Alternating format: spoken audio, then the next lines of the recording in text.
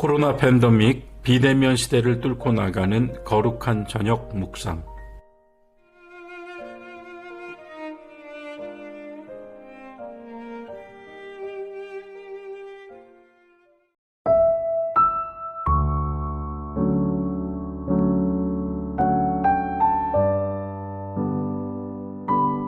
교회 여러분 안녕하십니까? 8월 30일 월요일 밤입니다. 어느덧 올해 8월도 이제 하루밖에 남지 않았네요. 언젠가 어느 유튜브 강의를 듣는데 강사가 왜 개신교는 무조건 믿으라고만 하느냐, 어떻게 무조건 믿을 수 있느냐라고 따지는 장면을 보았습니다. 여러분들은 어떻게 생각하십니까? 믿음이라고만 말하면 추상적이고 막연할 수 있습니다. 그런데 우리의 성경 번역에서 그냥 믿음이라고 번역되어 있는 구절들 가운데에는 주님께서 이 믿음이라고 하신 그러한 장면들이 몇 있습니다. 그 중에서도 매우 의미 깊게 들리는 한 대목이 누가복음 18장 8절에 있습니다. 주님은 그러나 인자가 올 때에 세상에서 믿음을 보겠느냐라고 말씀하시는데요. 여기서 믿음을 보겠느냐 하실 때 주님은 이 믿음을 보겠느냐라고 말씀하셨습니다. 오늘은 예수께서 말씀하신 이 믿음에 대하여 묵상해 보았습니다. 먼저 본문 누가복음 18장 1절부터 8절까지 봉독하겠습니다. 여러분들께서도 화면을 보시면서 같이 소리내어 읽으셔도 좋겠습니다. 예수께서 그들에게 항상 기도하고 낙심하지 말아야 할 것을 비유로 말씀하여 이르시되, 어떤 도시에 하나님을 두려워하지 않고 사람을 무시하는 한 재판장이 있는데, 그 도시에 한 과부가 있어 자주 그에게 가서 내 원수에 대한 나의 원한을 풀어주소서 하되, 그가 얼마 동안 듣지 아니하다가 후에 속으로 생각하되, 내가 하나님을 두려워하지 않고 사람을 무시하나 이 과부가 나를 번거롭게 하니 내가 그 원한을 풀어주리라. 그렇지 않으면 늘 와서 나를 괴롭게 하리라 하였느니라. 주께서 또 이르시되, 이 불의한 재판장이 말한 것을 들으라. 하물며 하나님께서 그 밤낮 부르짖는 택하신 자들의 원한을 풀어주지 아니하시겠느냐? 그들에게 오래 참으시겠느냐? 내가 너희에게 이르노니 속히 그 원한을 풀어주리라. 그러나 인자가 올 때에 세상에서 믿음을 보겠느냐 하시니라. 아멘. 교회 여러분, 이 말씀을 깊이 읽고 깊이 묵상해 보시기를 청합니다. 기도에 관한 귀한 교훈의 말씀이지요. 단지 그런데 그것만이 아닙니다. 여기서 주님은 우리의 아픔, 고통, 우리를 잠 못 이루게 하고 우리 마음속에 깊이 사무쳐 있는 것들까지 다 만져주고 계십니다. 여기서 주님은 우리가 세상에서 살면서 또 그리스도인으로 살면서 경험하는 모든 것들, 그 가운데에서도 우리가 영적 지식이 짧고 우리 믿음이 약하고 또 우리에게 좋은 언변이 없어서 반박도 설득도 광곤도 하지 못했던 것들까지도 만져주고 계십니다. 그러면서 이 믿음이라고 말씀하셨습니다. 이 믿음이라고 하면 우리가 흔히 말하는 믿음의 신뢰가 지금 이 속에 담겨 있다고 말씀드릴 수 있는 것입니다. 누가복음 18장 3절에서 과부는 우리 믿는 자들을 의미합니다. 하나님의 자녀로 살고 있는 모든 사람들을 의미하지요. 그리스도 안에 믿는 이들은 현 시대에 우리의 주가 되시고 또 왕이 되시며 무엇보다도 우리의 신랑이 되시는 예수 그리스도를 직접 눈으로 보지 못합니다. 또한 좀처럼 느끼지도 못합니다. 그리스도께서 우리와 함께 계신다는 말씀을 들어 알지만 사실 그것이 체감되기 어렵습니다. 그래서 과부라고 표현됩니다. 3절에서 이 과부는 재판장에게 그녀의 원수에 대하여 원한을 풀어달라고 청합니다. 원한을 풀다라고 번역된 이 구문은 무엇을 위하여 공의를 베풀다라고 번역하는 것이 좋습니다. 말하자면요, 공의롭게 처리해 주십시오. 공의로운 판단을 해 주십시오. 공의로운 결정을 내려 주십시오 하는 뜻이죠. 여기서 주님은 믿는 자들에게, 아니 믿는 모든 사람들에게는 늘 원한을 품을 만한 사건들과 경험들, 그러한 사람들이 또한 함께 있다는 것을 암시해 주십니다. 이는 사탄이고 마귀이며 우리는 하나님께 이 고통과 괴로움과 억울함, 분함과 원한을 풀어주시기를 기도하지 않을 수 없는 생을 산다는 것이죠. 거기서 주님은 우리 모두에게 끈질기게 기도하고 낙심하지 말라고 먼저 강조해 주셨습니다. 1절에서요. 18장 4절에 따르면 재판장은 과부의 말을 듣고도 반응하지 않았습니다. 이 불쌍한 여인의 원한을 풀어주려고 하지 않았습니다. 그러면서 그는 속으로 내가 하나님을 두려워하지도 않고 사람을 존중하지도 않지만 이 과부가 나를 괴롭게 하니 내가 그 원한을 풀어줘야만 하겠다. 그렇지 않으면 이 여인이 계속 와서 나를 못 살게 할 것 같다 라고 말합니다. 이어서 주님은 여러분은 이 불의한 재판관이 하는 말을 잘 새겨 들으십시오 라고 강조하시죠. 하물며 하나님께서 밤낮 자기에게 부르짖는 그분이 선택하신 사람들의 원한을 풀어주지 않으시고 오래 참고만 계시겠습니까? 내가 여러분에게 말합니다.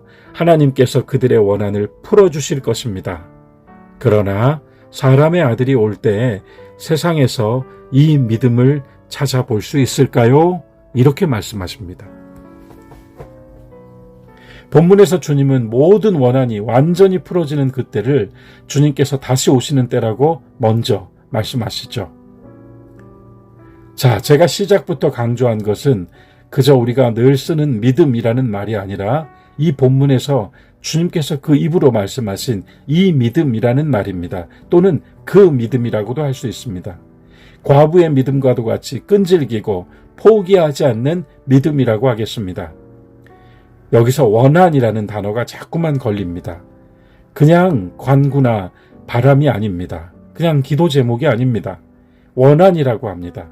그만큼 원통하고 힘든 일, 억울하고 분한 일이 많다는 것이겠죠.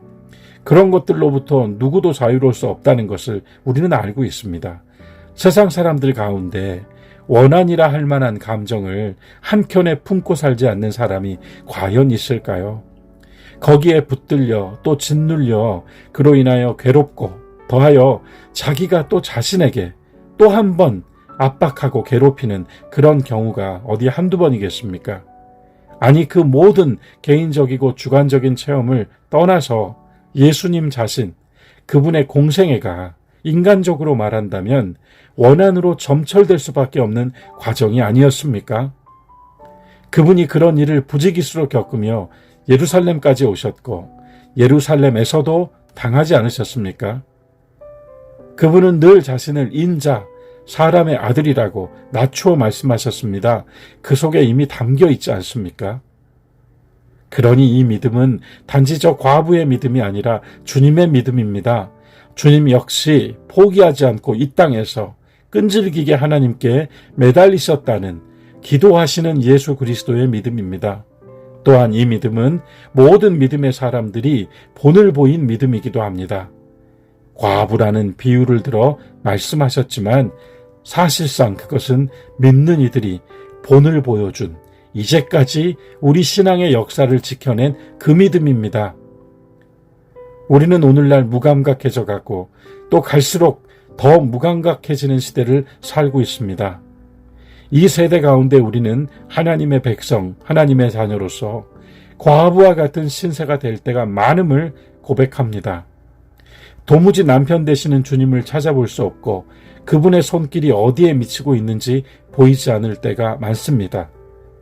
코로나 상황으로 야기된 작금의 어떤 우리의 환경과 앞으로의 전망만 놓고 봐서도 그렇습니다.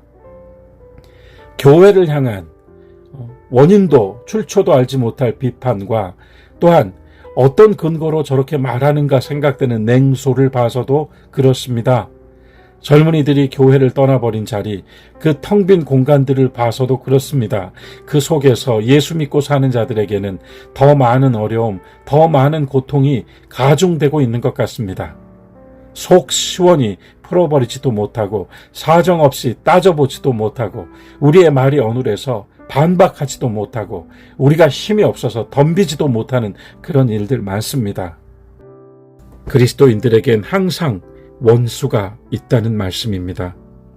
그것이 질병으로든 또 다른 형태의 두려움과 시련으로든 과부 여인의 신세처럼 주님 도대체 어디에 계시나요? 라고 묻고 싶은 많은 순간들이 연속되고 내 꽉 막혀버린 가슴을 아무도 풀어줄 수 없기에 또 내 가슴을 치며 하나님을 향하여 목 놓아 부르짖는 순간들이 있다는 것입니다. 주님은 우리를 떠나 계신 것이 아닙니다. 그분은 여기에 계십니다.